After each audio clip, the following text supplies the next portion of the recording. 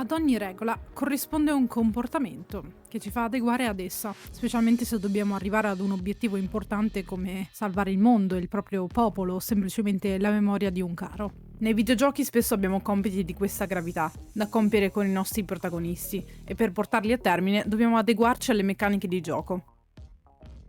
Dopo aver parlato delle differenze fra meccaniche, dinamiche ed estetiche e la loro funzione nel loop di gioco, oggi ci colleghiamo a questi argomenti per approfondire le funzioni delle meccaniche di gioco. In particolare vedremo il concetto di agency, già accennato sul canale, ma andremo a vederlo con più chiarezza, la funzione di gameplay e progressione di diversi tipi di meccaniche a seconda del tipo di gioco. Ultima funzione, fra le più importanti, vedremo cos'è e come si genera gameplay emergente. Una delle funzioni primarie delle meccaniche è generare limiti e possibilità per i giocatori. L'agency, in italiano tradotta e usata pochissimo come agentività, nei videogiochi rappresenta il grado di libertà del giocatore, dell'utente che interagisce con il software. Essendo le regole del gioco dettate dalle meccaniche, esse sono quindi fattore principale del tipo e del grado di player agency nel gioco. La libertà ed il controllo dell'utente nel caso dell'agency è legato alle proprie azioni, in termini di gameplay, narrazione, personalizzazione e progressione del personaggio. Generare le meccaniche di loop di gameplay è quindi importante per stabilire il tipo e il grado di libertà all'interno del gioco. La particolarità dell'agency è legata ad altre due funzioni molto importanti, la progressione e la user experience, che non solo beneficiano il gioco ma sono proprie ed uniche del medium e del design videoludico. Le meccaniche si possono distinguere non solo in primarie e secondarie per importanza nel loop di gioco, ma anche per tipo, a seconda del sistema e del genere del gioco.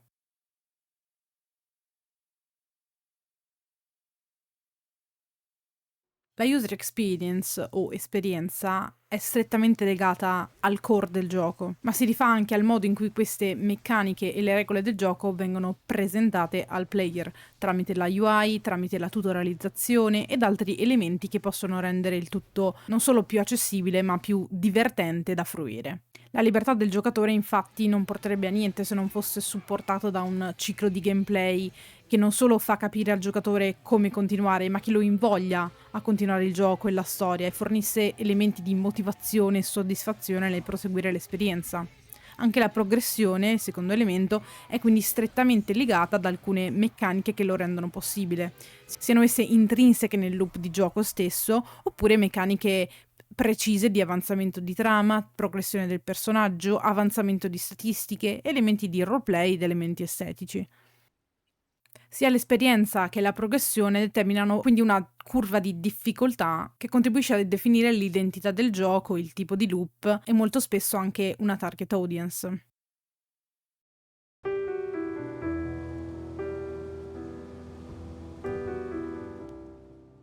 Il motivo per cui la progressione di gioco è così variegata è dato dal fatto che i generi videoludici sono tali perché contengono degli elementi distintivi che ne differenziano il gameplay con meccaniche specifiche.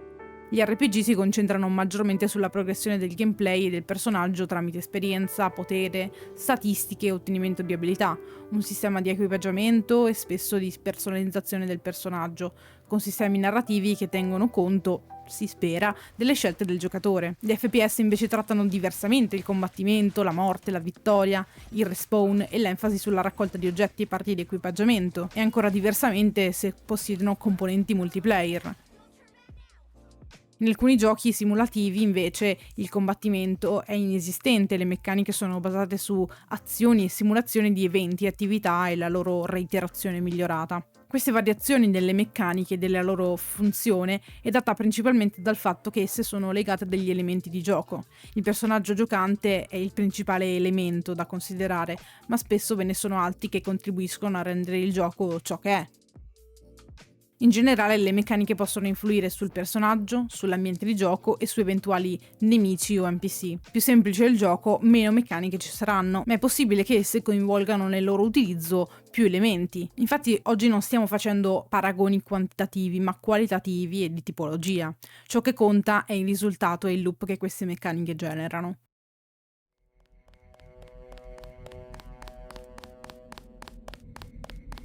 Un'altra delle funzioni più importanti è generare gameplay emergente, ovvero situazioni in cui i giocatori possono prendere decisioni e intraprendere azioni che si traducono in esiti unici e imprevisti dai designer.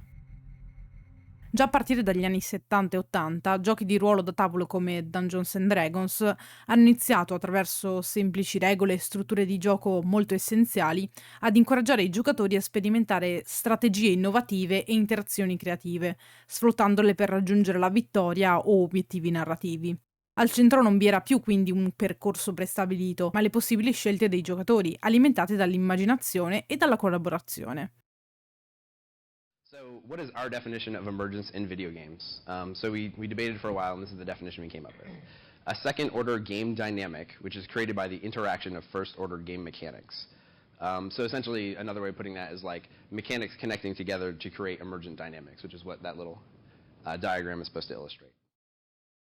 Even if video games seem like you're looking through a camera or running around in a big simulation, there are a lot of rules at play, obviously. So it helps to have a rules-oriented approach. It's tempting just to spam the world with mechanics, to pile them on. So the question is, you only have a certain amount of time and money. How do you get the best return on your investment here? And the short answer is you choose mechanics that have relationships with each other. They're indirect relationships, but they're nonetheless related. Questo elemento emergente permette, specialmente in alcuni giochi, di poter plasmare il proprio percorso, progressione e talvolta la narrativa anche in base a scelte che si compiono durante il gioco. Seppur assolutamente non fondamentale per creare un buon gioco, non vorrei che passasse questo, tuttavia il gameplay emergente genera sensazioni di libertà ed entusiasmo, ma anche altissima rigiocabilità del titolo, che può essere affrontato da zero in un'esperienza tutta nuova, prendendo scelte e approcci emergenti differenti. Motivo tra l'altro per cui giochi con elementi sandbox, di crafting, di creazione o simulatori immersivi sono molto richiesti dai giocatori, proprio per questi due fattori emozionali e di rigiocabilità. What this chart is supposed to represent is mechanics, connections between game elements. So this is good, and there's a lot of arrows here. That means there's a lot of connected game mechanics, and that's a good thing.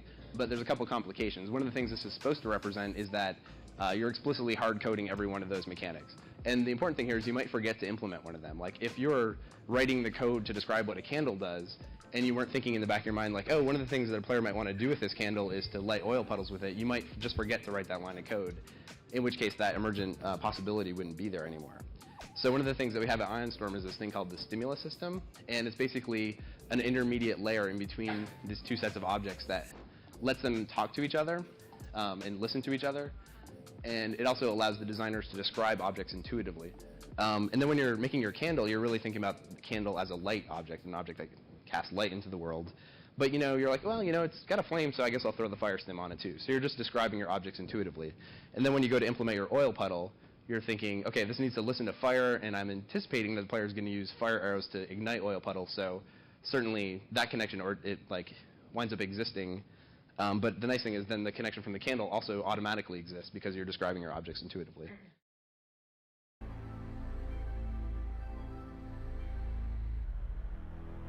Uno dei migliori esempi storici di gameplay emergente è quello di Deus Ex, un immersive sim narrativo in prima persona dell'inizio degli anni 2000, in cui le missioni sono quasi delle quest sandbox, dove il giocatore ha diversi tool e almeno una manciata di modi per approcciare le situazioni che il gioco presenta. Deus Ex ha ispirato e continua a rappresentare il punto di riferimento per generazioni e generazioni di giochi di ruolo immersivi. I fattori meccanici che generano gameplay emergente sono i sistemi o gameplay sistemico, ovvero quella struttura di meccaniche che permette di creare multiple opportunità di interazione con gli elementi di gioco. Questo genera motivazioni nuove e replayabilità e imprevedibilità e di conseguenza sorpresa e reward alle conseguenze delle azioni emergenti del giocatore, che di fatto generano una sorta di anomalia o alterazione del loop di gameplay. Altri simulatori, roleplay games e sandbox generano gameplay emergente in tanti modi diversi. The Sims, ad esempio, gioca con questi elementi mettendo tutto il mondo a disposizione del giocatore, che decide ed interpreta le interazioni tra i personaggi. Sarà sicuramente importante in futuro approfondire il gameplay sistemico, quindi vi invito, se siete interessati, a farmi sapere le vostre preferenze nei commenti e di iscrivervi per nuovi video su game, level design, narrativa e dintorni. A presto!